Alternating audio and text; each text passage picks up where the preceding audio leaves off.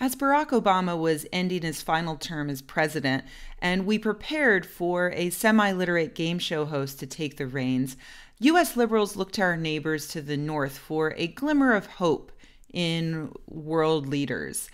Justin Trudeau at the time seemed like a sexy, shining angel of liberalism when he took office and formed a bromance with our very own sexy commander-in-chief. And I'll admit, I was a bit blinded myself. After all, liberals in pretty much every other country seem a million times better and more progressive than the Democrats here in the US. Hell, most conservatives in other countries lean to the left of our liberal politicians. But over the past few months, I've been paying more attention and have discovered, much to my chagrin, that Justin Trudeau is not a perfect representation of both my political and physical desires. For a start, he applauded Donald Trump's approval of the Keystone Pipeline, a pretty much environmental disaster waiting to happen pushed by the fossil fuel industry that will move oil from Alberta to Mexico through the U.S. and through various indigenous peoples' lands against their wishes.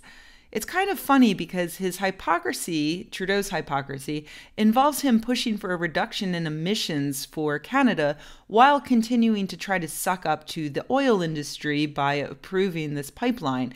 And so basically now everyone on both sides of the issue hates him, as he quite obviously is speaking out both sides of his mouth. The other day, I found a new reason to cross Trudeau off my list of sexy politicians I'd like to boink. A photo of him surfaced showing clear bruises from cupping. Cupping is the practice of putting a cup over your skin and creating a vacuum inside and then leaving it for 5 or 10 minutes and then making a bruise. It's been around for several millennia, and a version of it was even approved by the Prophet Muhammad, making it still fairly popular in some Muslim countries. And it's also become an integral part of traditional Chinese medicine, or TCM. I should mention that the version of cupping favored amongst the Muslim countries is wet cupping. Unlike dry cupping, which I just described, it actually gets even grosser because practitioners first cut the skin before putting the suction cup over the wound. So, wow, it's both more painful and still just as pointless. And yes, it is pointless. A few studies have been done.